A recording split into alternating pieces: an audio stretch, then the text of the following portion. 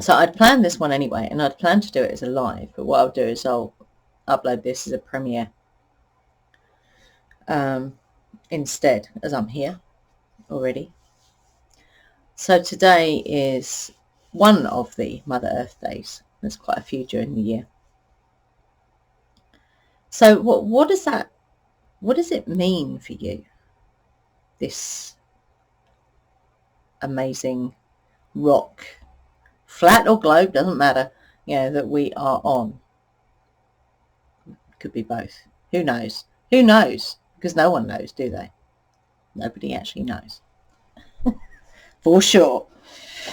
You can speculate all you like, but no one actually knows, do they?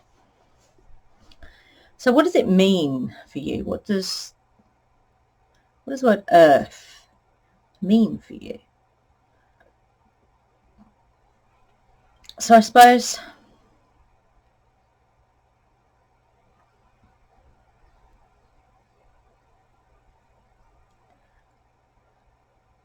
from an energetic perspective, that's where that energy, that creative energy, comes from the earth, because we are connected to it. No matter what star system you might come from, you are here now, so you're connected to the earth. So that's your creative energy that you can tap into. So it's an infinite source of creative energy. One. For me. It's what we teach in witchcraft. Don't forget to sign up for your Witchcraft Basics if you're interested. Donation based, each lesson. It's over 13 months, so go and click the link below, excuse me, if you're interested in doing that. Excuse me.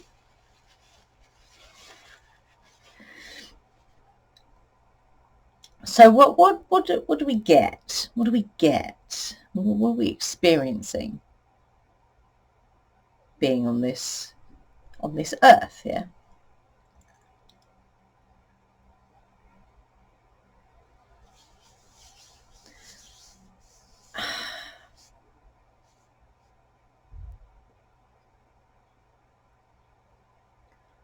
She's a living, breathing entity. How do we know that? Well, on the physical level, you can see it. You can see things growing.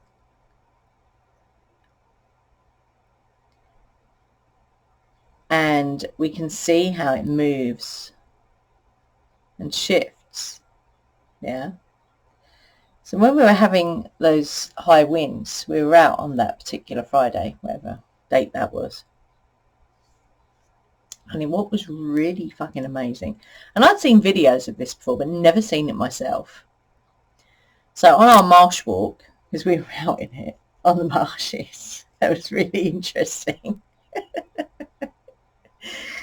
Yeah. But as we walk up to the marshes, there's this line of like conifer type trees, yeah. And the wind was going some at that point. And I got really excited because what was happening as the trees were moving, this earth that the roots were in was like it was breathing. It was like it was doing this. I'm like, Ian! I got really excited because I'd never seen that before. I'd seen it in videos, but to see it, experience it myself was like, wow, it's amazing. So you can, it talks. She talks to you. Nature talks to you. And we are nature. We are nature. So you can have conversations with nature, whether it's a tree or a stream or your pets, you know, or yourself. You can have a conversation, and it's a worthy conversation. A few years ago, they cut down some very old trees at the end of the road. For what reason, we still don't know. We think it was because one of them was walnut, and we think it was like tree pirates, for a better word. It wanted the wood because there was nothing wrong with that tree whatsoever. And then there was an old willow as well. And what was really interesting is we were doing a spirit board session, and a tree spirit came through called Elio. And this tree spirit told us that that willow tree was the last of the trees that were here when this was all farmland. That was the last one. It was a very old willow tree. And this tree spirit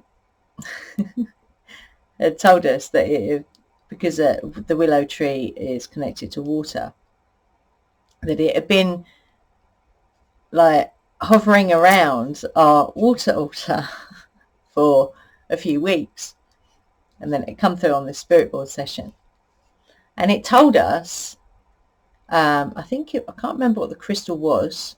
It said it wanted a specific crystal that it could go into, and then we could take that crystal. We were told where to take it. I'm not going to tell you where we took it, but we took this crystal to this particular woods, and it was very specific. This crystal had to be put in the earth between these two very specific trees. That was a palaver trying to find those specific trees. But we did it. And that was done on Samhain a couple of years ago. But you can have these conversations with these spirits, with nature spirits. So, you know, air, fire, water, earth, ether. You can have those conversations. It's like in the sky, yeah. There is a significant difference between what airplanes leave in the sky and a spirit of the air, which is called a sylph. Now, if you look, a sylph will have, it sort of almost looks like a spine with kind of, I don't know, it looks like an old fossil type. So you have one line, you have like the cartoon version of like a, you know, fish bones, that type of thing. So you have like a spine with bits coming off of it, and you will see those eat chemtrails. We've seen it. And you can talk as well. Some people call it cloud busting. Years and years ago, when they were doing Shakespeare in the Park, it came over really like the clouds were like, ooh, it was like it was going to rain, yeah. And then Ian said, hold on a minute. And he did something, and basically the clouds just parted. So we had a ring of clouds around where we were sitting, and it didn't rain. So you can have these conversations with the different elements, with the earth, with the trees, with the animals. You can have conversations. Why would you want to have those conversations? Well, because we are part of that nature. It's what we are. Yes, we're a light being inside a physical spacesuit, but this physical spacesuit is nature. And even as a light being, we are still nature. So have those conversations. I do find it interesting as well. It makes me laugh, and it makes me shake my head, and it makes me laugh. You know, when people, you know, these people who think they're in control, they go, oh yes, well, we must stop this from happening. We must stop the polar ice caps melting. Well, I have a whole theory around that one. There's something under there that they do not want uncovered. And I think it's a device that emits a frequency to keep us suppressed. But again, if you look at my previous video, that device, I believe, has been switched off.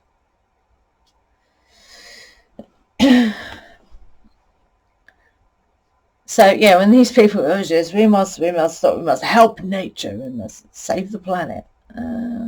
Actually, I don't think anything that these people can do would actually even make a dent, because when you look at how powerful nature is, shit, you don't want to mess with her, really, do you? You don't want to be messing with her. Yeah, she's a huge, powerful, creative force. Why would you think that you could actually change what she's doing? I don't think so. That's why, as witches, we recognize that energy. That's where your creative energy comes from. It is mega powerful. So it does make me laugh. I mean, that's not to say that there are things that, could be not done anymore, like the chopping down of trees for bloody railway, fucking hell, but unnecessariness. We don't like that. Just chopping down a tree because, it's in my way. What the fuck is that about? At what tree do you say that's enough? So that's definitely something that could be stopped. Even roads for cars. Okay.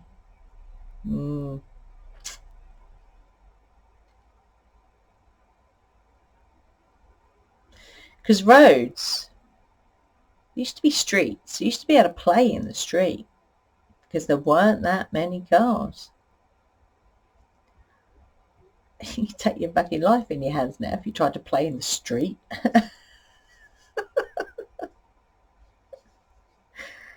But anyway, I digress. So yeah, Earth Day.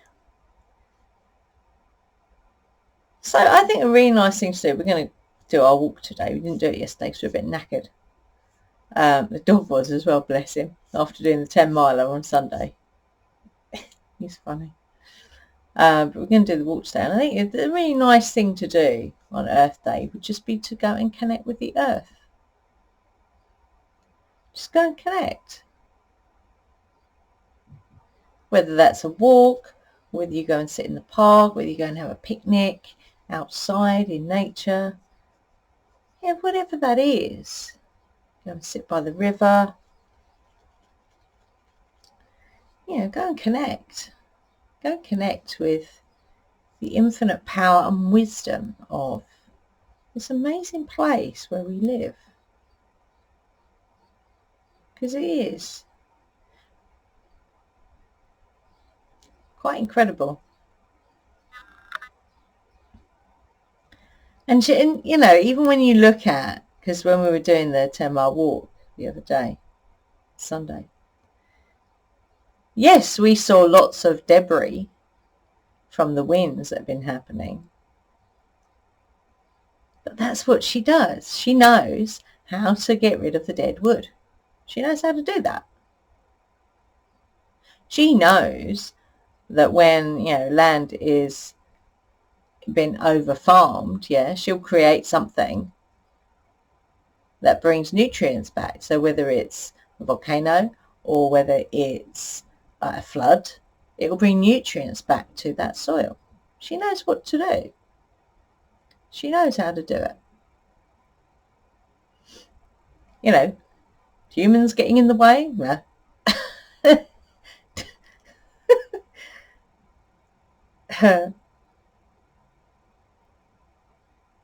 and she is both the light and the dark. Don't forget that. She is balanced. She will bring balance. You know, it doesn't need humans to go, oh, we need to, we're so fucking important. You know, this is the ones that think they're so important. We need to do something. Yeah, okay. Maybe you need to be quiet. Maybe you just need to leave nature alone so she can do what she needs to do.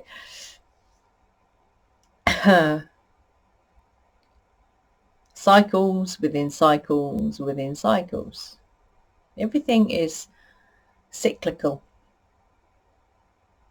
You know, from us to the seasons to, you know, these huge, vast, thousands of years cycles that we hear about.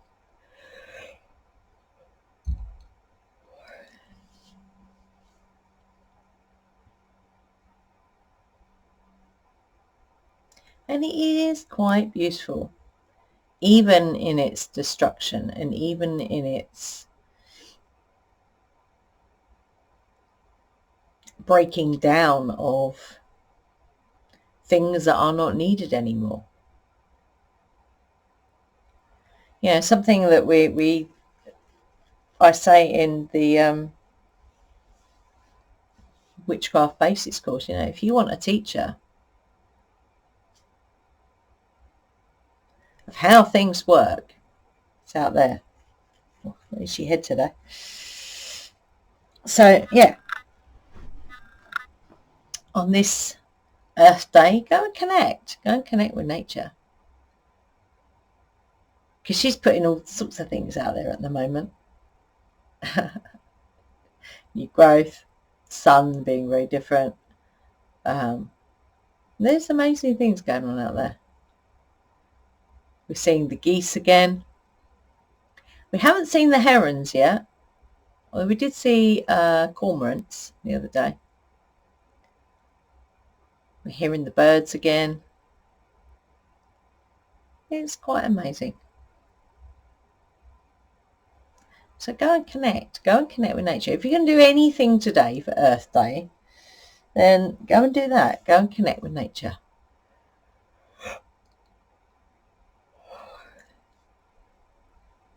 Because you are nature. Something you can do, actually. Something that, bloody head. Something you can do to really tap into a grounding energy. So that's something that's important at the moment, that's come up in a lot of the readings that I've been doing. It's grounding. So grounding in nature is, whether that's walking or sitting on the earth, walking barefoot, it's entirely up to you how you do that. Because what you're doing then is you're tapping into the ascended earth energy. Okay. So something you can do, you can sit on the ground, make 2 holes for the first 2 fingers on each hand. Yeah. So make holes in the ground with your fingers and then plug those in and just sit for 5 minutes, 10 minutes, 15 minutes, half an hour, whatever feels good for you. And you will notice something amazing happen when you do that. Yes, you get dirt under your nails, but does it matter? No. You will be amazed at what happens when you do that. It truly is incredible. So go and do that today. Go and connect with nature. Yeah. She's fucking awesome. She really is. Anything else? Well, you know, yeah, if you want to create an altar to honour the earth, if you can't get outside, for example, you could bring outside inside stones, pine cones, If you're seeing any kind of wood that's fallen from the trees, you can bring that inside, create an altar with, you know, all these natural things. Just make sure that it's freshly broken wood, yeah, so it'll be light on both ends, and just make sure that it's not a home for creatures before you bring it indoors. Otherwise, not only will you deprive some creatures of their home, but they'll be running around your house. You might not mind that. But if it's a creature's home, then don't bring it indoors. So yeah, you could create an altar, or, you know, anything. Use your imagination. Don't be scared of using your imagination. We've kind of had that programmed out of us, haven't we, as children? To not, no, you mustn't use your imagination. That's only for children. Okay. Yeah. Not. So yeah, that's my suggestion for Earth Day today, is go and connect with nature. I think that's about it. I think that's all I really need to say. So I'm going to go. Until the next video, stay fearless.